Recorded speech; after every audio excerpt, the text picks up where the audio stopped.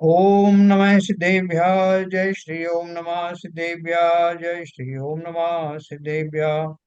मंगलम भगवान वीरो मंगलम गौतमो गणी मंगलम कुंद कुंदाद्यो जैन धर्मोस्तु मंगलम।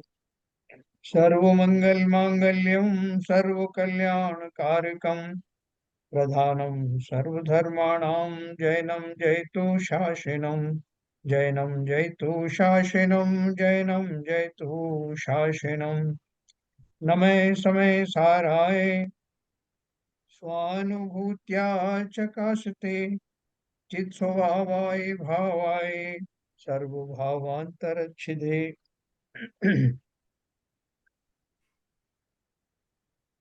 आचार्य कुंद कुंद द्वारा रचित समय सार ग्रंथ का बंद अधिकार हम लोग पढ़ रहे हैं, जिसमें हम जीव की जो विचित्रताएं जान रहे हैं कि ये जीव अपने अज्ञान के कारण से अपने आप को परद्रव्यों रूप भी कल्पित कर लेता है। जैसे शरीर आदि है वो अजीब है, उसको अपना एकत्व बना करके शरीर आदि मैं ही हूँ, ये मैं शरीर मेरा है, ऐसा अजीब तत्व को भी अपना मान लेता है। धर्म अधर्म द्रव्य की बात भी अपन ने की थी। जैसे धर्म द्रव्य का कार्य है क्या है कि चलते हुए जीव या पुद्गल को अ, चलने में सहायक होता है, निमित्त बनता है। तो कोई मान लीजिए कोई ट्रैफिक पुलिस में चला गया, तो वो उसके मन में ऐसा भाव आता है, फॉर एग्जाम्पल के तौर पे, कि मैं ही लोगों को अलाउ करता हूँ, मैं ही चलने में मदद करता हूँ, मैं अगर मना कर दूं तो आदमी को रुकना पड़ेगा, मैं उनको रोक सकता हूँ, मैं उनको चला सकता हूँ। ऐसे कृत्रिम भाव जीवों को आते हैं, जो इनडायरेक्टली जिसका मतलब होता है कि मैं अपने आप को उन द्रव्यों रूप ही मान लेता हूँ। अधर्म द्रव्य का जो कार्य है, जो जो वस्तु चल रही जो रुकना चाहती है वो रुकने में वो निमित्त होता है। तो मैं अपने को कई बार मान लेता हूँ कि मैं जिसको चाहे उसको रोक सकता हूँ, जिसको चाहे उसको चलने दे सकता हूँ। इस तरह से मैं अपने को जो बाकी के और द्रव्य हैं उन रूप करता हुआ दिखाई देता हूँ। आपने रावण के बारे में सुना होगा कि रावण ने आ, ऐसा मान लिया था कि ये तीनों लोक उसी के हैं, उसी के कहने पे चलते हैं। तीनों लोक में आकाश द्रव्य भी आ जाता है, अर्थात संपूर्ण आकाश में जहां जहां आपकी दृष्टि जाती है या नहीं जाती वो सब पर मेरा अधिकार है। तो अधिकार उसी पे हो सकता है जो मेरा अपना द्रव्य हो। तो इस अपेक्षा से उसने लोकाकाश और अलोकाकाश रूप अपना स्वरूप मान लिया। तो इसलिए आचार्य कहते हैं कि ये जीव अपने अज्ञान के कारण अपने तक भी सीमित न रह करके समस्त द्रव्यों में अपने होने की कल्पना कर लेता है। मैं ही जीव हूँ, मैं ही अजीब भी बन जाता है, वही धर्म अधर्म आदि द्रव्य बन जाता है, वह लोकाकाश अलोकाकाश बन जाता है। और चार गतियों में जाने वाले देव, नरक नारकी, मनुष्य, त्रियंच आदि उन पर्यायों में अपना स्वरूप देखता है कि यही मैं हूँ। तो बोल रहे हैं कि मेन रूप से, मुख्य रूप से जीव अपने अज्ञान के कारण अपने को किन किन दशाओं में होने का भाव कर लेता है। अगर मैं नारकी हूं तो नारकी एक, जैसे मैं किसी ड्रामे में किसी रोल करता हूँ, उसमें मैं अभिमन्यु बना या मैं कुछ महाराणा प्रताप बना, तो मैं वो हो थोड़ी गया। मैंने उस रोल को खाली किया, उस भूमिका का निर्वाह किया। लेकिन ये जीव अपने अज्ञान के कारण जिन जिन पर्यायों में से होकर गुजरता है, उन पर्यायों को ही अपना स्वरूप मान लेता है। और सुखी दुखी होने वाली भी जो अवस्थाएं वो भी पर्याय है ना। मैं कभी सुखी होता हूँ, सुख जिन्हें मैं सुख कहता हूँ, सो कार्ड सुख के, उनकी प्रेजेंस में अपने आप को सुखी मान लेता हूँ। जिनको मैं बुरा कहता हूँ, प्रतिकूल द्रव्य आदि कहता हूँ, उनके संयोगों में होने वाले अपने परिणामों से मैं अपने आप को दुखी मानता हूँ। तो ये सभी जगह पर अपने अज्ञान के कारण जीव जो वास्तव में है उसे ना मान करके, और जो काल्पनिक दशाएं हैं उनमें अपना अस्तित्व मानता है। और यही वास्तव में इसके संसार भ्रमण का कारण है, यही इसके दुख का कारण। जो जैसा है वैसा मानता ही नहीं, न जानता है। पहली बात तो जानते ही नहीं, और जान भी लेता है जैसे हम और आप जान रहे हैं, तो अभी माना कहाँ। तो हमारी सुख की प्रारंभ तभी से होगा जब जो जैसा है, वस्तु स्वरूप जैसा है, मेरा जैसा स्वरूप है, मैं जब उसको जानूं और मानूं। मानने के साथ ही, जब मान्यता में आते ही, ज्ञानी बनने के साथ ही मेरा सुख का प्रारंभ शुरू होता है। ये उन्होंने ये समझाने के लिए सब बात कही कि मैं अज्ञान दशा में क्या क्या अपने आप को मानता हूं। तो अपन कल से शुरू कर, यहाँ किया था वहां से शुरू करेंगे। देखिए, ये अपन ने चार गाथाएं ऊपर पढ़ी थी, 268 69। हाँ, हाँ, ये दो हमने पढ़ी थी, 68 69। ये इसका हिंदी अपना पढ़ चुके थे, फिर से पढ़ेंगे।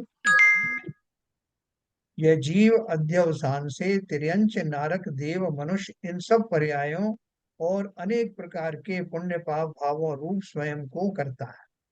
इसी प्रकार यह जीव अध्यवसान से यानी कल्पनाओं से, विकल्पों से धर्म अधर्म, जीव अजीव और लोक अलोक, इन सब रूप भी स्वयं को करता है। यह मान्यता है। तात्पर्य यह है कि उक्त सभी नारकादि पर्यायों, पुण्य पापादि भावों और जीव अजीव द्रव्यों में यह जीव एकत्व ममत्व स्थापित करता है, उनका कर्ता भोक्ता भी बनता है। कैसा, आप संसार का कोई भी पदार्थ मेरी इच्छा के बिना कुछ भी कर नहीं सकता। मैं सब में समाहित हूँ, मेरा जो मेरा सब में हुक्म चलता है, मैं तीन लोक का अधिपति हूँ। तो जीव अजीव सबका अपने आप को स्वामी मानता है। और अजीब के रूप में जैसे मुख्य रूप से शरीर अजीब है, और उसमें मैं हूँ, उस पर्याय को ही मैं अपना मान लेता हूँ। जिस जिस भी पर्याय में जाता हूँ, मैं देव हूँ, मैं तिरंज हूँ, मैं नारकी हूँ, ऐसा उनका कर्ता भोक्ता भी बनता है। ये साहब, जब मैं देव गति में था, तब मैंने ऐसा ऐसा काम किया, मैंने बहुत सारे लोगों के उपकार किए, मैं पंच कल्याणकों में, देखो हम सामान्य भाषा में भी ऐसे ही बोलते हैं। ये व्यवहार की भाषा तो ठीक है, जब मैं देवलोक में था तो तब मैं जो, या कोई सौधर्मेंद्र था तो वो कहे कि मैं इतने इतने कल्याणकों में गया, इसमें मैं गया, तो गया बात तो ठीक है। वो उस स्वरूप में गया, उस शरीर के साथ गया, ये सब ठीक है अपनी जगह पर, लेकिन वो इंद्र तो उसका खाली एक पद था, एक पोस्ट थी, एक भूमिका थी। उस भूमिका के साथ वो जीव गया। तो वो अगर कहे कि मैं तो स्वधर्म स्वर्ग हूँ, स्वधर्म इंद्र हूँ, स्वधर्म इंद्र था, तो ये सब तो पर्याय की भाषा है। अगर मैं ये पर्यायों को अपने से अलग कर सकूं तो मेरा सारा अहंकार, मेरी सारी दुर्भावनाएं स्वयं समाप्त हो जाए। चक्रवर्ती अगर अपने आप को चक्रवर्ती मान करके और अकड़ता रहे, और दीक्षा भी ले मुनियों के बीच में, कहे कि साहब बाकी सब मुनि तो साधारण मुनि है, मैं तो चक्रवर्ती मुनि हूँ, तो उसे ज्ञान होगा क्या? केवल ज्ञान होगा क्या? जब तक हम जैसा वस्तु का स्वरूप है तब तक वैसा न माने, तब तक कल्याण होना संभवित नहीं है। तात्पर्य यह है कि उक्त सभी नारकादि पर्यायों, पुण्य पापादि भावों और जीव अजीव द्रव्यों में यह जीव एकत्व ममत्व स्थापित करता है, उनका कर्ता भोक्ता भी बनता है। आत्मख्याति में इन गाथाओं का भाव इस प्रकार स्पष्ट किया। जिस प्रकार यह आत्मा क्रिया जिसका गर्भ है, ऐसे हिंसा के अध्यवसान से अपने को हिंसक करता है और अन्य अध्यवसानों से अपने को अन्य करता है। उसी प्रकार उदय में आते हुए नारक के अध्यवसान से अपने को नारक कहता है ना। जब ऊपर क्या लिखा है, जिस प्रकार यह आत्मा क्रिया जिसका गर्भ है, जिसके मूल में क्रिया बस रही है, कि मैंने मेरे हाथों के द्वारा किसी व्यक्ति को का मरण हुआ, तो वो जो हिंसा हुई, उस हिंसा में जो क्रिया की गई, उस क्रिया के फलस्वरूप मैं मानता हूं कि मैं हिंसक हूँ। तो साहब बहुत, मैंने कितने जीवों को मारा है, तो आप बोलोगे इसमें गलत क्या है? अगर मारा है हाथों से, तुम हिंसक कहलाएगा ही कहलाएगा। तो ये तो हमारे साधारण जीवों की बात हुई, क्योंकि अपन ने माना है कि एक द्रव्य दूसरे द्रव्य की क्रिया नहीं करता है। जो मारने आदि की जो क्रियाएं हुई वो शरीर के द्वारा हुई, और शरीर में नहीं हूँ, पहली बात। दूसरी बात यह है कि जो भाव बने, वो भाव जरूर मेरे हैं, लेकिन वो शरीर की जो भी क्रियाएं जिस भी निमित्त से हुई, और उस क्रियाओं के द्वारा जो मारा गया, वो भी पुद्गल ही था, है ना। गहराई से अगर आप देखें तो पुद्गल, इधर भी पुद्गल। बाकी मैं तो चैतन्य हूँ, मैं किसी को मार सकता नहीं, किसी को जिला सकता नहीं, लेकिन मैंने जो कुछ देखा, जो होता हुआ देखा, उसमें ऐसी कल्पना की कि अरे मेरे इन हाथों ने ही तो उसका गला घोटा था, इसलिए मेरे हाथ हिंसक हैं, और चूंकि हाथ मेरे हैं इसलिए मैं ही हिंसक हूँ। ऐसा हम लोगों की कल्पनाएं रहती हैं। और अगर हम उसको एकांत में देखें, इन सब भावों के साथ नहीं देखें, तो हमें ये सही भी लगेगा साहब किया तो मैंने ही है, और मैं दूसरे को दोषी कैसे मान सकता हूँ? तो उसका जब सूक्ष्म उसमें जाएंगे तो हम देखेंगे कि मैं जीव द्रव्य हूँ, और एक द्रव्य दूसरे द्रव्य का कुछ नहीं करता। मेरे हिंसा आदि के परिणाम अवश्य आए होंगे, और उन हिंसा के परिणामों में अगर मेरा शरीर अपनी योग्यता के कारण जुड़ा होगा तो ये क्रिया संपादित हुई होगी। लेकिन वास्तव में मैं ना तो शरीर को मजबूर कर सकता हूँ, शरीर का ऐसा अपने आप सिंक्रोनाइजेशन होता है जब होना है, नहीं होना होता। मेरी अगर शरीर की दशा योग्यता नहीं होती तो नहीं भी होता, मन में भाव आके रह जाते। तो ये सब बारीकी से जब मैं जानूंगा तो मुझे पता लगेगा कि मैं चैतन्य जीव द्रव्य हूँ। मैं उसी के योग्य कार्य कर सकता हूँ, अर्थात भाव आदि ही कर सकता हूँ। और भाव भी, जिस समय हिंसा के भाव आए, जो खोटे भाव आए, वो भाव भी मेरे स्वाभाविक भाव नहीं थे, आत्मिक भाव नहीं थे। उस पर्याय विशेष में आने वाले, विशेष परिस्थितियों में आने वाले हिंसा आदि के भाव थे। वास्तव में तो मैं हिंसक भी नहीं हूँ, मैं किसी को बचाने वाला भी नहीं हूँ। किस अपेक्षा से?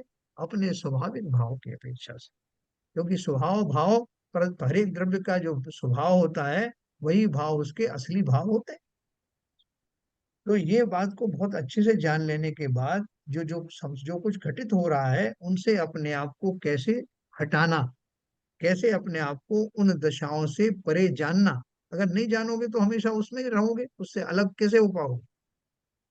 जैसे कोई जो ब्राह्मण है, वो कहीं शराब वराब पीने लग जाए, किसी की सोबत में, किसी के प्रेशर में आ जाए, पीने लग जाए, और वो बहुत दुखी होके बैठा कि साहब आज मैंने शराब पी, अब मुझे शराब पीना पड़ेगी, अब मैं क्या करूं? तो कोई उसको समझाए, भैया ये तुम्हारी आदत में नहीं है, तुमको सूट भी नहीं करता, तुम इसे अच्छा भी नहीं मानते, ये तुमने मजबूरी में लिया होगा, इसलिए अब पछतावे की जरूरत नहीं है, ये तुम्हारा स्वभाव भी नहीं है। तो इसलिए जब जब तुम उस पर ध्यान हटाओगे तो तुम पाओगे कि ये तुम्हारी कोई आदीपन नहीं है इसमें, कर करके वो छोड़ देता है।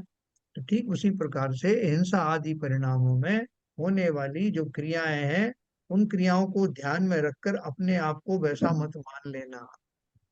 तो यही उन्होंने कहा, जिस प्रकार यह आत्मा क्रिया जिसका गर्भ है यानी सेंटर में, ऐसे हिंसा के अध्यवसान से अपने को हिंसक करता है, और दूसरे विकल्प अन्य अध्यवसाय से अपने को अन्य करता है। कभी हिंसक किया, कभी करुणावदाला किया, कभी कुछ और किया, कोई मायाचारी पूर्ण आचरण किया तो उसका कर्ता मान लेता है।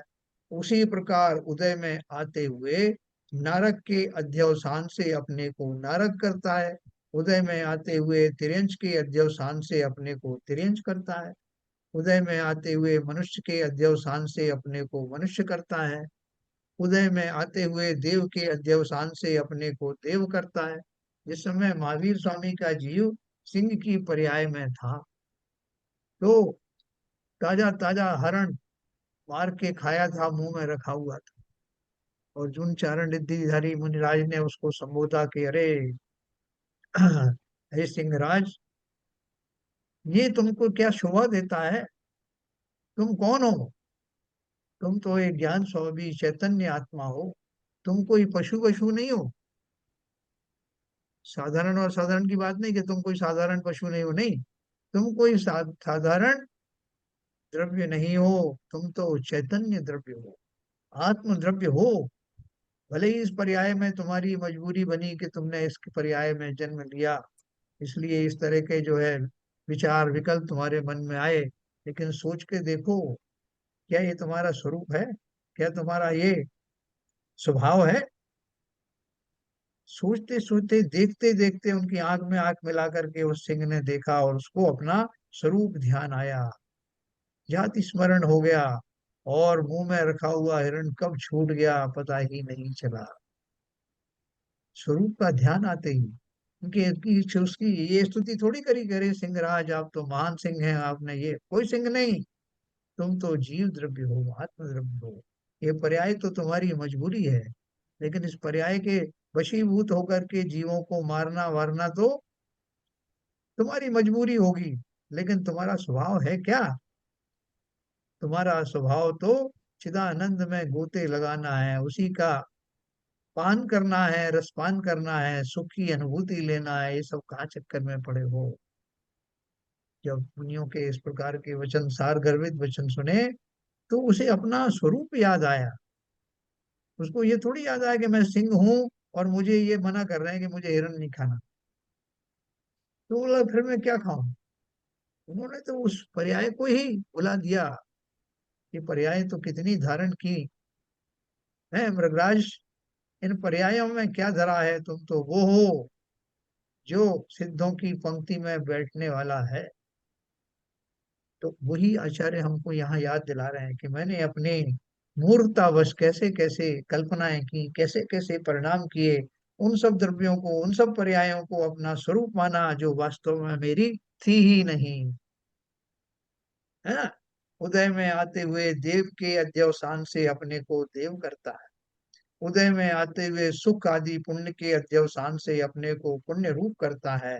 और उदय में आते हुए दुख आदि पाप के अध्यवसान से अपने को पाप रूप करता है। इसी प्रकार जानने में आते हुए धर्मास्तिकाय के अध्यवसान से अपने को धर्म रूप करता है। अधर्मास्तिकाय के अध्यवसान से अपने को अधर्म रूप करता है। जानने में आते हुए अन्य जीवों के अध्यवसानों से अपने को अन्य जीव रूप करता है। किसी ने कहा भाई साहब आप तो एक इतने बड़े व्यापारी हैं आप, हैं। आपके हाथ में जो है वो कुछ अतिशय विराजता है। धन तो आपके लिए मैल है, हाथ का मैल है। आप जो जिसमें हाथ डालते हो वो आपको तुरंत जो सोने जैसा हो जाता है। तो मैं उस अहंकार में आकर के अपने को वैसा ही मानने लगता हूँ। वैसी कल्पना हो मैं इतना बड़ा सेठ, समस्त लोक में मेरा जो है वो सत्कार होता है। तो उन कल्पनाओं में खो जाता हूँ, अपने स्वरूप को छोड़ देता हूँ। छोटी मोटी प्रशंसा तो छोड़ो, मतलब बड़ी बड़ी प्रशंसा में तो चलो फिर भी ठीक है, लोग ऐसा मान लेते हैं, लेकिन छोटी प्रशंसाओं में भी लोग डोल जाते हैं। भूल जाते हैं कि अरे ये सब तो जो वचन से प्रसन्न करने वाली बात है, बाकी तो मेरा तो स्वरूप ही कुछ और है। जो प्रशंसा कर रहा है वो भी उसी स्वरूप का है, जिसकी प्रशंसा हो रही वो भी उसी स्वरूप का है। का भेद, काय का सेठ और काय का जो है नौकर। तो लेकिन मैं अपने को अन्य जीवों के अध्यवसानों से अपने को अन्य जीव रूप करता हूँ। जानने में आते हुए पुद्गल के अध्यवसानों से अपने को पुद्गल रूप करता हूँ। जानने में आते हुए लोकाकाश के अध्यवसान से अपने को लोकाकाश रूप करता है। और जानने में आते हुए अलोकाकाश के अध्यवसान से अपने को अलोकाकाश रूप करता है। मैंने आपको उदाहरण दिया ना, जैसे कि एक ट्रैफिक पुलिस वाला है, तो ट्रैफिक पुलिस वाले को मन में है, उसके बेटे ने अपने दोस्त से कहा कि मेरे पिताजी में बड़ी ताकत है, वो बड़ी बड़ी गाड़ियां अपनी एक उंगली के इशारे पे रोक सकते हैं, एक उंगली से रोक देते। तो बोले एक उंगली से रोक, इतने शक्तिशाली हैं क्या? बोले हाँ, सुबह देख लेना आकर के, चारों तरफ से गाड़ियां हैं, आती हैं फुल स्पीड से, और उन्होंने एक उंगली दिखाई, सब खड़ी हो जाती। तो उसने तो अपनी भोलेपन से जो बात समझी वो कही, लेकिन वास्तव में जगत के सभी जीव ऐसे भोले ही हैं। ये उन पर्यायगत होने वाली प्रसंगों में अपने आप को जोड़ करके उसी रूप में मानने लगते हैं। तो दूसरे ने कहा कि मेरे पिताजी तो करोड़ों से खेलते हैं, करोड़ों से, और बल एकदम निरपेक्ष रहते हैं, उनमें पैसों का हाथ भी नहीं लगाते। बोले अरे ऐसे कैसे कि करोड़ों में खेलते हैं, पैसे से हाथ भी नहीं लगाते, उदासीन रहते हैं। बोले साहब बैंक ऑफिसर हैं, और सब डिजिटल है आजकल मामला, हाथ भी कहाँ लगाना पड़ता। तो बहुत सारे तरीके हैं, लेकिन उन कल्पनाओं में जीव कहीं ना कहीं जुड़ जाते हैं। तो हम तो अभी ज्ञानी होते जा रहे हैं ना।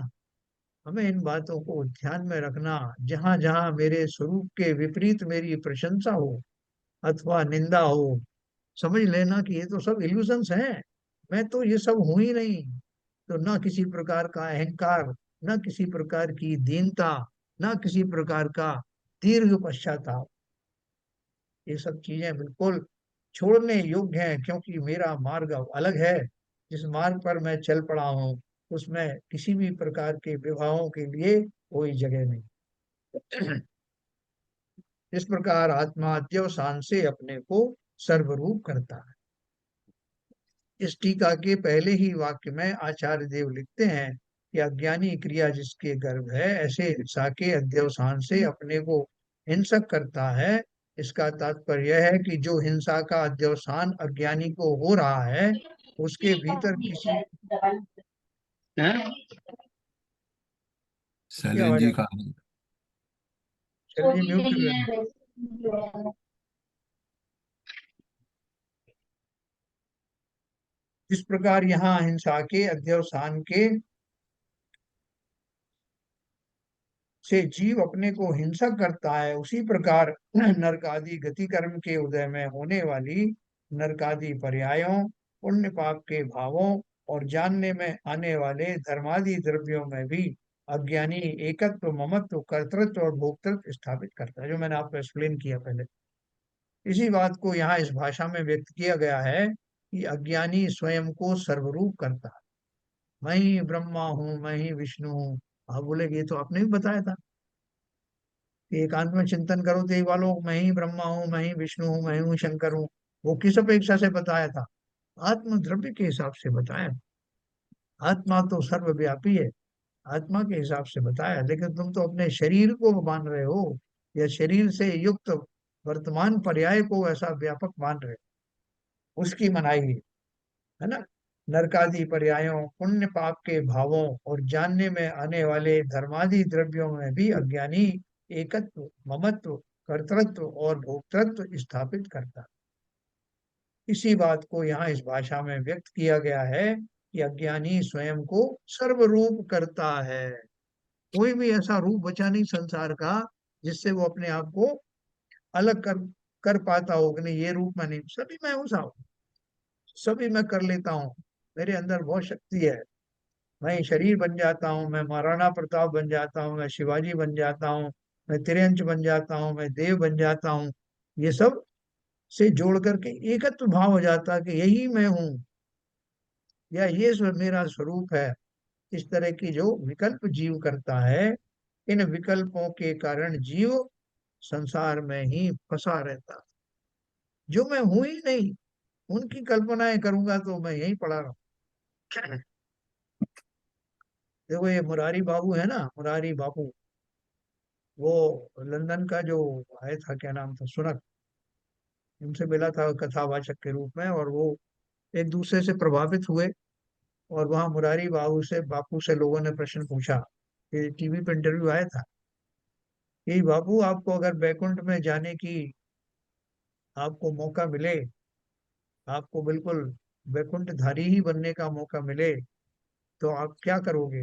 या भगवान बनने का मौका मिल जाए, तो उन्होंने क्या जवाब दिया कि मैं कोई ना भगवान बनना चाहता हूँ ना बैकुंठ जाना चाहता हूँ, मैं तो सिर्फ भक्त बना रहना चाहता हूँ, इसी तरह से कथाकार कथाकार ही बना रहना चाहता हूँ। तो कई बार भक्ति के अतिरेक में जीव यही समझ लेता है कि ये जो स्वरूप है यही मेरा अभीष्ट शरीर है, स्वरूप है, इसी में बने रहना ही मेरे लिए सुख का सौदा है। हमसे आज की तारीख में कोई पूछे कि भक्त बनोगे कि भगवान बनोगे, तो हमारा क्या जवाब होना चाहिए? बताइए श्री विजयन साहब। क्या वक्त बनोगे? भक्त बनेंगे या भगवान बनोगे, बोलो क्या? मैं तो स्वयं बनूंगा सर, ना भक्त बनूंगा ना भगवान बनूंगा। मेरा जो अपना आत्म स्वरूप है उसमें ही लीन होना चाहता हूँ मैं। हाँ, वही भगवान स्वरूप है। भगवान स्वरूप ही आत्मा का अर्थ क्या है? कि जो अपने स्वभाव में लौट आया वही तो भगवान है। नहीं, सो कॉल्ड व्यवहारिक भगवान की बात कर रहा हूँ मैं। नहीं, व्यवहारिक में बात नहीं है। अब हम्म। व्यवहार में तो जैन धर्म में तो ऐसा भगवान होता ही नहीं है नहीं, कि मैं जो। उसी दृष्टि से बोला हूँ, तो ना वो वाला भगवान बनना चाहता हूँ ना भक्त बनना चाहता हूँ।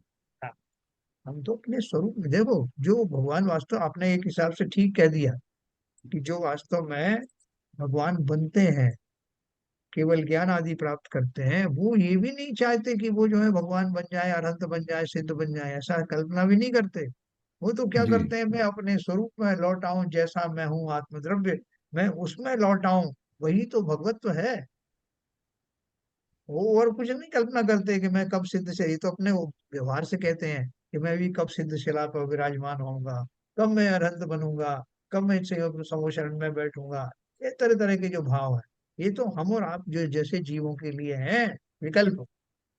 बाकी जो श्रेणी आरोहण करने वाले जो मुनिराज हैं, वो इन भावों में नहीं आते। कहने में जरूर आता है कि वो सब वो सिद्ध बनने वाले हैं, अवरहंत बनने वाले हैं, लेकिन उनके जो भाव हैं वो 100% अपने स्वरूप में प्रविष्ट होने वाले भाव होते हैं। वर्ग की समस्त मलिनता कर्म आदि की बाहर छोड़ करके समस्त कषाय आदि के भावों से निवृत्त होकर अपने स्वरूप में आने का ही भाव रहता है, और उसी पुरुषार्थ के द्वारा वो मुक्ति को प्राप्त करते हैं। मुक्त होते ही जीव सिद्ध शिला पर अपने आप पहुंच जाते। वो कोशिश नहीं करते, देखो साहब मैंने तो कर्मों को कर दिया अनंत, अब भेजो विमान विमान तो मैं जाऊं घर बैठ करके। हाँ, अपने स्वयं का जो स्वरूप है उसको प्राप्त करते ही जीव उस अवस्था को पहुंच जाता है। ऊर्ध्व गमन के द्वारा समस्त कर्मों आदि से निर्भर होने के कारण हल्का होकर के वो जीव ऊर्ध्व गमन गति के द्वारा उस स्थान को स्वयं ही प्राप्त होता। तो ये जो अपन ये पढ़ रहे हैं ये इसलिए पढ़ रहे हैं कि मैं अनजाने में अपने आप को तरह तरह की अवस्थाधारी मान लेता हूँ, अलग अलग विचार वाला मान लेता हूँ, स्वयं को हिंसक मान लेता हूँ, स्वयं को बचाने वाला मान लेता हूँ, स्वयं को दूसरे स्वरूप द्रव्य के स्वरूप मान लेता हूँ, कभी सृष्टि का कर्ता अपने को मान लेता हूँ। तो आचार्यों ने कैटेगरिकली एक एक बात को समझा करके रिपीट करके हमको समझाया। नहीं तो एक शब्दों में कह देते भैया तुम कोई परद्रव्य नहीं हो और मस्त रहो। एक एक बात क्यों तो खोल खोल के बताई कि मैं जीव, मैं अजीब की भी कल्पना करता हूँ, उनमें एकत्व भोगत्व रखता हूँ, बाकी समस्त 5 द्रव्यों का नाम लिया। मैं धर्म द्रव्य, अधर्म द्रव्य, आकाश द्रव्य, इन सब की अपने आप में कल्पनाएं करता हूँ। तो एक एक बात समझना। इसी बात को यहाँ इस भाषा में व्यक्त किया गया है कि अज्ञानी स्वयं को सर्वरूप करता है, उसकी यह स्वयं को सर्वरूप करने की वृत्ति ही मिथ्यात्व है, महापाप है, क्योंकि मिथ्यात्व महापाप है, अनंत संसार का कारण है, और तदनुसार प्रवृत्ति मिथ्या चारित्र है। उक्त वृत्ति मिथ्या दर्शन है, और तदनुसार प्रवृत्ति मिथ्या चारित्र है। हाँ? जो प्रवृत्ति है उसके अनुसार आचरण करना वही चारित्र है।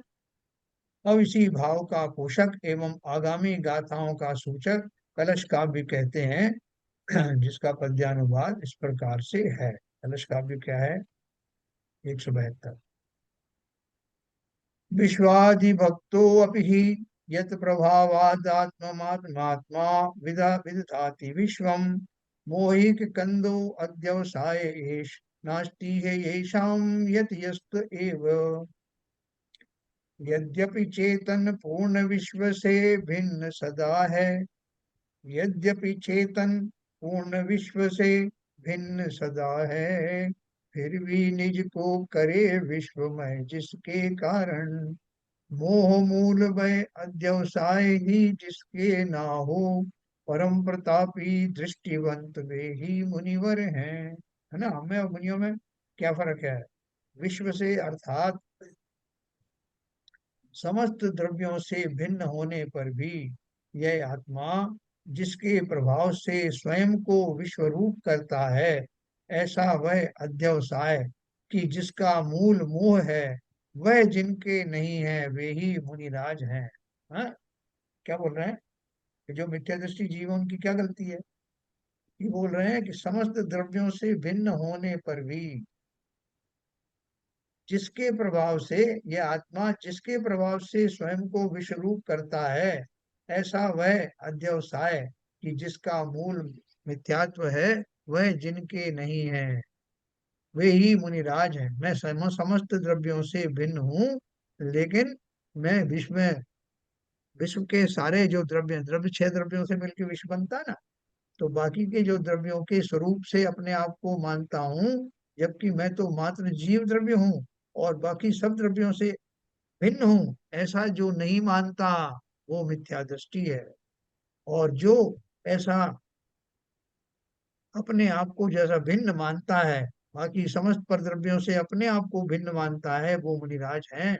उनमें मुझ में यही अंतर है, इसलिए मैं संसार में ही फंसा रहता हूँ, और वो अपने भिन्नत्व को भली प्रकार से मान करके हाँ, उधम सिंह जी के कुछ पदमचंद जी का जरा।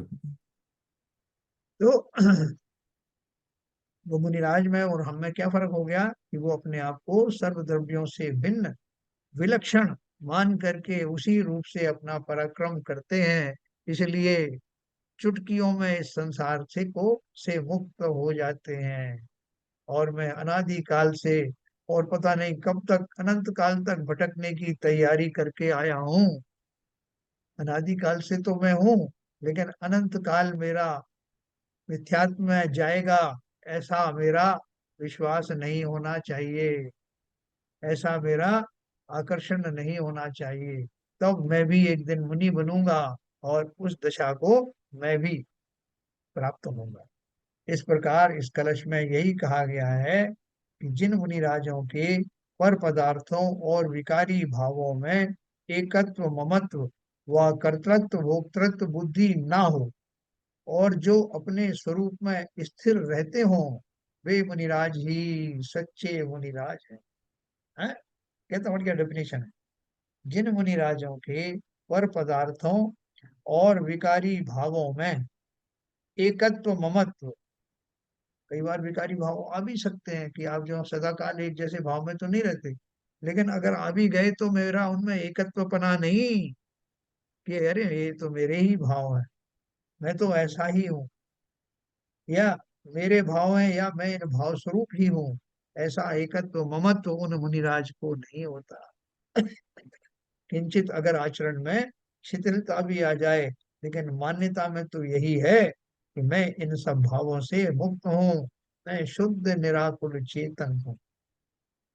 ऐसा भाव निरंतर वासता रहता है, इसलिए वो उन घड़ियों में भी, जैसे होते हैं सुख दुख की घड़ियों में, ऐसा वेदन उनमें सुख दुख उनको क्या होता, मुनिराज को सुख दुख क्या होता होगा, उनका अर्थ ये खाली वो वेदनी कर्म जो है, वेदनी कर्म साता वेदनी असाता वेदनी कर्म का उदय काल में, क्योंकि वो उस समय आते हैं और चले जाते हैं, उनका बंध तो होता नहीं, उस काल में भी वो अपने स्वरूप में ही स्थिर रहते हैं।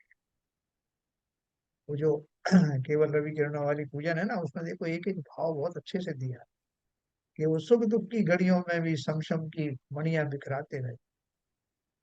तो एकत्व विकारी, हाँ, वे मुनिराज ही सच्चे मुनिराज, मुनि धर्म का मूल पर पदार्थों और विकारी भावों में से एकत्व ममत्व टूटकर, कर्तृत्व भोक्तृत्व छूटकर त्रिकाली ध्रुव निज भगवान आत्मा में एकत्व ममत्व होना और निज भगवान आत्मा में जम जाना, रम जाना है। एकत्व करो तो किससे, जैसे मैं शरीर को कहता हूँ कि साहब ये जो शरीर है जो पर्याय में मिली है यही तो मैं हूँ, एकत्व भाव हो गया। या कहूँ कि ये शरीर मेरा है, ममत्व भाव हो गया। कहूँ कि इस शरीर का कर्ता धर्ता मैं हूँ, कर्तृत्व भाव हो गया। शरीर की जो इंद्रियां हैं उनके माध्यम से भोगों को मैं ही भोगता हूँ, भोक्तृत्व भाव हो गया है। इसलिए चारों प्रकार के भाव जो छूट करके फिर निज में बस गए, मैं ही मेरा करता धरता, पर मैं मेरा कुछ काम नहीं है, मैं अरस अरूपी क्या है अस्पर्शी, पर मैं मेरा विश्राम नहीं, ऐसा भाव निरंतर रखना। देखो ये भाव अंदर आते ही, इसकी चिंतन होते ही रोम रोम पुलकित हो जाता है, प्रसन्नताएं होने लगती है। अरे मेरा इतना अच्छा स्वरूप है, मैं कहाँ फंसा हुआ हूँ, मैं कहाँ पौद्गलिक विषय वस्तु में उलझा हुआ हूँ, जहाँ दिन रात क्लेश ही क्लेश हैं। मैं उन सब से नितांत विरक्त हूँ, अलग हूँ, भिन्न हूँ, और स्वयं के लिए स्वयं में एकत्व एकत्व लिए हुआ हूँ, स्वयं के प्रति ममत्वान है ना। तो ये हमने पढ़ा, यदि यह है तो सब कुछ है, और यदि यह नहीं है तो कुछ भी नहीं है। इसके बिना बाह्य में कितना ही क्रियाकांड क्यों ना हो, कैसे भी शुभ अशुभ भाव क्यों ना हो, बाह्य आचरण भी कितना ही निर्मल क्यों ना हो, यह सब मिलकर भी सच्चा मुनिपना नहीं है। देखो कितनी बड़ी बात है, मुनिपने की परिभाषा सुनो। यदि यह है तो सब कुछ। यह है मतलब क्या है? त्रिकाली निज भगवान आत्मा में एकत्व ममत्व होना, और निज भगवान आत्मा में जम जाना रम जाना अगर हुआ है, तो ही सब कुछ है, वही चारित्र है मेरा। मुनिराज का चारित्र यही है। दिन रात लुटाया करते हैं सम सम की अविनश्वर मणिया। तो दिन रात किसमें है? मस्त, अपने स्वरूप में ही मस्त हो रहे हैं। यदि यह नहीं है तो कुछ भी नहीं है। इसके बिना माया में कितना ही क्रियाकांड क्यों ना हो। जैसा वो कह के आए अभी के वो मुनि महाराज जो है अभी एक आसन में बैठे हुए हैं, और उनका सामायिक चल रहा है। तो वो सामायिक तो चल रहा है, लेकिन वास्तव में अगर सामायिक समय का अर्थात आत्मा का चिंतन चल रहा है, तो ही वे मुनि हैं उस काल में भी। है, उस काल में स्व के अंदर रमते हुए जमते हुए भावों से ओतप्रोत होते हुए जिनराज मुनिराज वो वास्तव में भावलिंगी संत है। बाकी उनकी जो मुद्रा है, या जहाँ वो बैठे हैं, वो तखत पर बैठे हैं, ये सब वो सब तो बाह्य साधन है। हाथ पे हाथ धरे बैठे हैं, वो मुद्रा में बैठे, सारी मुद्राएं वगैरह वो सब तो साधन है। लेकिन भावों की वो उत्कृष्टता, वो चरम बिंदु जिस पर वो जमे हुए हैं, वही उनकी निधि है, वही उनका भावलिंगी पना है। और बाकी कैसे भी शुभ भाव हो कि पर जब जब उससे निबट गए, उसके पहले उन्होंने नमोकार मंत्र पढ़ा, जिनेंद्र देव की आराधना की, जिनेंद्र देव की स्तुति की, और बाद में भी ध्यान से हटने के बाद वही सब किया। तो जो आगे पीछे की भूमिकाएं हैं वो करते जरूर हैं, लेकिन वो भूमिकाओं के बीच वाला जो पार्ट था, वही उनका भाव लिंगत्व था, वही मुनिपना था। बाकी शेष तो क्रियाएं ही थी। कैसे भी शुभ भाव क्यों ना हो, वायाचरण भी कितना ही निर्मल क्यों ना हो, यह सब मिलकर भी सच्चा मुनिपना नहीं है। ठीक है, किसी को कोई प्रश्न हो तो पूछ सकते हैं, और क्लियर हुआ हो तो बताएं कि ये क्लियर हो गया। नहीं, यहाँ तक मेरे तो क्लियर है, बाकी तो पूछ लीजिए लोग। बोलो भाई, सब लोग बताओ, ऐसे मुनि बनेंगे, या इस मुनि बने में हमको कुछ आनंद आया? इसका वर्णन करने में ही मुझे तो आनंद आया। ये वास्तविक स्थिति है। क्या आनंद वाली विवेचन? बात की, आनंद वाली बात की इसलिए आनंद आया। है ना? यानी आप इमेजिन करके देखो, कल्पनाएं अपन दुनिया भर की फालतू फालतू कल्पनाएं करते हैं, ऐसी कल्पना करके देखो कि जो शास्त्र सम्मत हो, कि उसके अनुसार मुनिराज की कैसी कल्पना होती होगी, कैसे उनके चिंतन होता होगा। उस चिंतन का चिंतन करने में ही हमको इतना आनंद आ जाता है। ठीक है नीरजा जी, ऐसा चिंतन कर सकते हैं हम लोग, नहीं कर सकते? चिंतन तो कर सकते हैं, और चिंतन करने में अच्छा भी बहुत लगता है। हाँ, लेकिन अभी सब यही लगता है, सब समझ भी रहे हैं, मान भी रहे हैं, लेकिन सब बुद्धि से मान रहे हैं। जब अनुभव में आएगा तब काम की बात है। अगर देखो बहुत बढ़िया बात है कि जो चिंतन उनका मुनिराज का है, वो हमें कैसे पता कि उनका क्या चिंतन चलता है? हमने शास्त्रों से पढ़ा, हमने जाना, जिनवाणी से जाना। और उस चिंतन का चिंतन तो मैं कर सकता हूँ ना, कि वो कैसा चिंतन करते होंगे। जी और जितना जितना मैं उस करीब पहुंचूंगा, उस चिंतन के करीब जो वो करते हैं, मैंने अभी खुद शुरू नहीं किया चिंतन, लेकिन जी उसकी अनुमोदना, उस चिंतन के स्वरूप का चिंतन, वो उनके निकट पहुंचने का उपक्रम है। जी। और कर्मों की निर्जरा तो होती है इतना अच्छा सोचने से। बिल्कुल होगी। न केवल निर्जराएं होंगी, बल्कि सम्यक दर्शन प्राप्त करने की दिशा में कदम बढ़ते चले जाएंगे। जी कहाँ घट आए, फायदा ही फायदा। जी इसलिए वो बोलते हैं कि थोड़ी देर बैठ करके, एकांत में बैठ करके अपने स्वरूप को निरखना।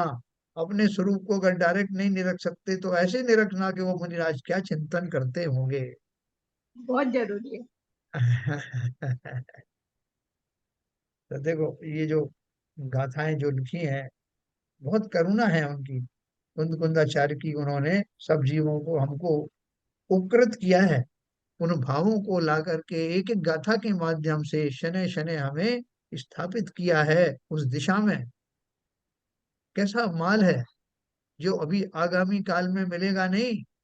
पंचम काल जो जो आगे बढ़ता जाएगा, धर्म की ये सर्वांगीण जितना व्यापक रूप से उपलब्ध है, इतनी व्यापकता नहीं रहने वाली। इसलिए बहुत भाग्यशाली है। तो थोड़ा सा मैं और पढ़ूंगा, सबके समझ में आ रहा है, सुन के अच्छा लगा। देखिए 270वीं गाथा अपन पढ़ेंगे। जो बात विगत कलश में कही गई है उसी बात को गाथा के माध्यम से कहते हैं। गाथा क्या है?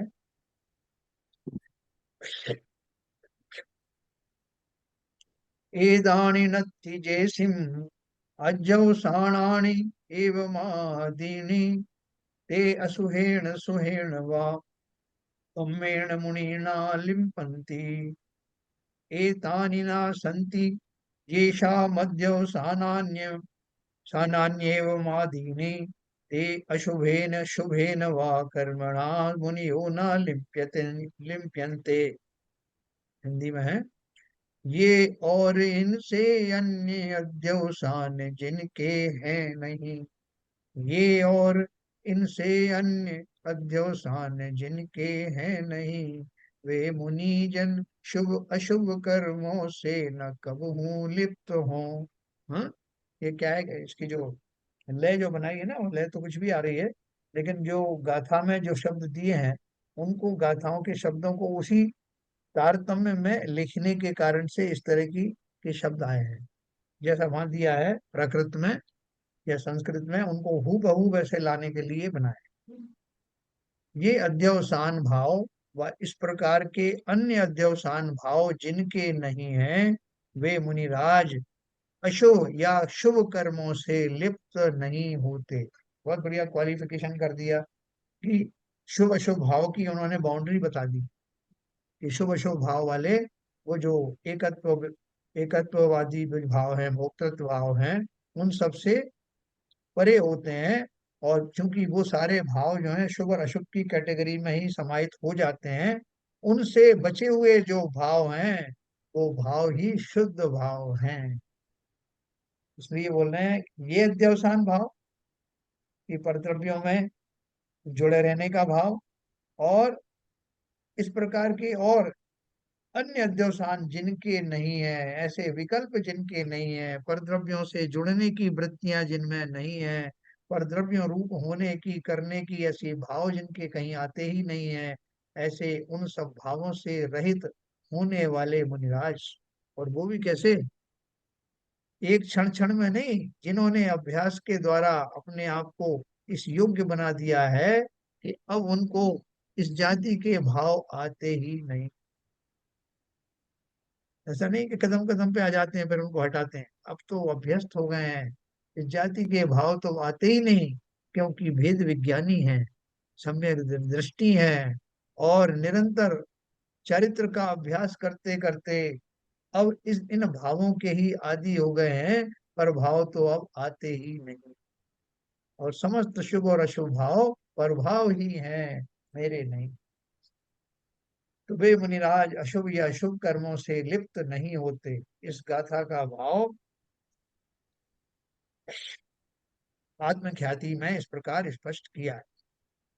ये जो 3 प्रकार के अध्यवसान हैं, वे सभी स्वयं अज्ञान आदि रूप होने से शुभ अशुभ कर्म बंध के निमित्त हैं। कौन कौन से हैं 3 अज्ञान आदि रूप? अज्ञान, मिथ्या दर्शन और अचारित्र रूप। अज्ञान माने मिथ्या ज्ञान, मिथ्या दर्शन और मिथ्या चारित्र। ये जब तक हैं तब तक शुभ और अशुभ कर्म का बंध होता। उन्होंने बोल दिया मुनिराज को, इस तरह के शुभ और अशुभ कर्मों से रहितता होती है। इसका अर्थ ही ये है कि वो मिथ्या ज्ञानी नहीं, मिथ्या दर्शनी नहीं और मिथ्या चारित्री नहीं, है ना? तो कैसे भी आप समझ लो, इसके अभाव में होने वाले मुनिराज होते हैं, उनकी सहितता होने वाले संसारी होते हैं। अब उसे ही यहाँ विस्तार से समझाते हैं। मैं परजीवों को मारता हूँ इत्यादि जो अध्यवसान है, उस अध्यवसान वाले जीव को ज्ञानमय पने के सद्भाव से सत सतरूप अहेतुक ज्ञप्ति ही जिसकी क्रिया है, ऐसे आत्मा का और राग द्वेष के उदयमयी हनन आदि क्रियाओं का अंतर नहीं जानने के कारण पर से भिन्न आत्मा का अज्ञान होने से वह अध्यवसान प्रथम तो अज्ञान है। देखो वो क्या बता रहे हैं, जो मैंने मारने की क्रिया बताई आपको, तो मारने की क्रिया मैं संपादित करता हूँ, मैं परजीवों को मारता हूँ, उस क्रिया में और अपने भावों में अंतर नहीं जानने के कारण जो है, जो दशा प्राप्त हुई वही मेरी मिथ्या ज्ञान है। आत्मा का अज्ञान है, आत्मा को मैं जानता नहीं, आत्मा के भाव इनसे अलग हैं ये मैं मानता नहीं, जानता नहीं, इसलिए वो ना जान पना स्व के भावों को पर द्रव्यों के भावों से भिन्न ना जान सकना ही अज्ञान है, वही मेरा मिथ्यात्व है, मिथ्या ज्ञान है। और भिन्न आत्मा का आदर्शन होने से, अश्रद्धान होने से, है ना, ऐसी आत्मा जो समस्त परद्रव्यों से भिन्न है, शरीर आदि से भिन्न है, ऐसी मेरी मान्यता नहीं होने के कारण मुझे सम्यक दर्शन का श्रद्धान नहीं है, अर्थात अश्रद्धान है, वही मिथ्या दर्शन है। और भिन्न आत्मा का अनाचरण होने से वह अध्यवसान ही अचारित्र है। कोई से कहें कि भाई साहब आप जो हैं ध्यान में डूब जाइए, तो बोले क्या ध्यान में क्या डूबना है, कैसे डूबते हैं ध्यान में? बोले बस मतलब ये कि आप अपने चिंतन में विचार करिए। बोले किसका चिंतन करूं? बोले चिंतन करो कि मैं आत्मा हूँ। बोले आत्मा कौन है, कहाँ रहती है, उसका पूरा स्वरूप तो बताओ जब तो मैं उसका चिंतन करूं। तो ध्यान तभी प्रकटित होता है जब मुझे उसका स्वरूप पता हो। स्वरूप के अभाव में चिंतन किसका करोगे, ध्यान किसका करोगे? तो वो जिन्हें अपने भली भांति अपने स्वरूप का श्रद्धान हुआ है कि मैं आत्मद्रव्य हूँ, और आत्मद्रव्य का पूरा अर्थ समझ में जिन्हें आ गया हो, ऐसा सम्यक ज्ञान जिन्हें हुआ हो, और जो इन दोनों अवस्थाओं को प्राप्त होने पर, अर्थात श्रद्धान और ज्ञान प्राप्त होने पर भली प्रकार से ग्रहण की गई उस आत्मा में निरंतर डूबे रहते हैं, रम जाते हैं, जम जाते हैं, वही उनकी चारित्रिक दशा है, उसी को सम्यक चारित्र कहते हैं, है ना। भिन्न आत्मा का अनाचरण होने से वह अध्यवसान ही अचारित्र है, मैं उसको जानता ही नहीं, तो उसमें मैं कैसे रमूंगा? इसलिए मेरा चारित्र भी सम्यक चारित्र नहीं है। मैं नारक हूँ इत्यादि जो अध्यवसान है, पहला कौन सा दिया, मैं जीवों को परजीवों को मारता हूं। तो क्रिया संबंधी मेरे जो विकल्प आते हैं उनको अलग किया। फिर अब दूसरा पर्याय संबंधी, मैं नारक हूँ इत्यादि जो अध्यवसान है, वह अध्यवसान वाले जीव को भी ज्ञानमय पने के सद्भाव से सतरूप अहेतुक ज्ञायक ही जिसका एक भाव है, ऐसा आत्मा का और कर्मोदय जनित नारक आदि भावों का अंतर न जानने के कारण भिन्न आत्मा का अज्ञान होने से वह अध्यवसान प्रथम तो अज्ञान है, भिन्न आत्मा का आदर्शन होने से वह अध्यवसान मिथ्या दर्शन है, और भिन्न आत्मा का अनाचरण होने से वह अध्यवसान ही अचारित्र है। पहले विचारित भाव है। बताया था कि मैं क्रियाओं के फलस्वरूप अपने को वैसा मानता था जो मिथ्या है, मिथ्या था ज्ञान, चारित्र और श्रद्धा, तीनों। दूसरा जो है पर्यायों की अपेक्षा से जो मेरे भाव आते हैं कि मैं नारकी हूं, मैं देव, जो अपन ने इसकी चर्चा कर चुके हैं, वो भी सब मिथ्या है। फिर अभी तीसरे नंबर की बात कर रहे हैं, धर्म द्रव्य का ज्ञान होता है इत्यादि जो अध्यवसान है। धर्म द्रव्य यानी भूत धर्म द्रव्य, पांच द्रव्य है ना, धर्म धर्म आदि जो सब है, जीव कहते हैं। तो वहां भी उसमें भी उसका भी ये लिया, इसलिए ये समस्त अध्यवसान बंद के ही निमित्त है, अर्थात वैसा जानना, वैसा मानना, और वैसा ही अनुसरण करना, अभ्यास करना, वैसा ही उसमें रमना मिथ्या चारित्र, ये तीन तरह की कैटेगरी में बताया। मात्र जिसके ये अध्यवसान विद्यमान नहीं है, वे ही कोई बिरले मुनि कुंजर सतरूप अहेतुक व्यक्ति ही जिसकी एक क्रिया है, सतरूप अहेतुक ज्ञायक ही जिसका एक भाव है, और सतरूप अहेतुक ज्ञान ही जिसका एक रूप है। ऐसे भिन्न आत्मा को जानते हुए, सम्यक प्रकार देखते हुए और आचरण करते हुए, स्वच्छ और स्वच्छंदतया उदयमान ऐसी अमंद अंतर ज्योति को अज्ञान आदि रूपता का अत्यंत अभाव होने से शुभ या अशुभ कर्म से वास्तव में लिप्त नहीं होती। एक्चुअली क्या है, अपन ने ये सब चीजें पहले किसमें पढ़ी थी, वो श्लोक का अर्थ भी इसी प्रकार का था, और गाथाओं में वो वही बात लिखी है। तो आचार्यों का फर्ज है कि अमृतचंद्र आचार्य ने जो श्लोक लिखा, उस श्लोक का भी अर्थ आपको बताया जाए, और मूल गाथाएं जो कुंद कुंद ने लिखी, दोनों का अर्थ एक ही है, इसलिए वो इतना वर्णन रिपीट हुआ। इस प्रकार यह इस गाथा में यही कहा गया है कि मिथ्या दर्शन, मिथ्या ज्ञान और मिथ्या चारित्र रूप अध्यवसान ही बंध के कारण है। हाँ? इतना सब घुमाने के बाद क्या बोल दिया शॉर्ट में? अगर ये शॉर्ट पहले बता देते हो तो आपको समझ में नहीं आता। अभी शॉर्ट में क्या समझ में आया कि समस्त प्रकार के मिथ्या मान्यताएं, मिथ्या जानकारी और उनके ऊपर में चिंतन, अर्थात दर्शन, ज्ञान और चारित्र, ये तीनों ही खोटे होने के कारण, संसार बंध के कारण। तो दुर्लभ है संसार में एक यथार्थ ज्ञान। यथार्थ ज्ञान ही हमारे लिए परमावश्यक है, वही हमारे लिए कार्यकारी है, और वही सबसे ज्यादा दुर्लभ है। बाकी सब मिल जाता। दुर्लभ है संसार में एक यथार्थ ज्ञान। इस प्रकार इसके बाद आचार्य जयसेन की तात्पर्य वृत्त टीका में एक गाथा आती है जो आत्मख्याति में नहीं है, वो गाथा अपन कल पढ़ेंगे ना। तो ये धीरे धीरे करके किस दिशा में ले जा रहे हैं आप ध्यान देना। आचार्य जो अपन को बहुत देर तक लगता है कि वही तो बात कर रहे हैं, लेकिन वो कब थोड़ा सा आगे बढ़ जाते हैं हमको मालूम नहीं पड़ता। तो कल जो अपन पढ़ेंगे वो हमारे संकल्प विकल्पों के बारे में अपन जानेंगे कि जीव किस तरह के भाव संकल्प विकल्प कर लेता है और उनसे वो कैसे मुक्त हो सकता है, इसके बारे में कल पढ़ेंगे। ध्यान रखना कि कौन सा है, 281। 271 है ना, 270 हमारा चल रहा है।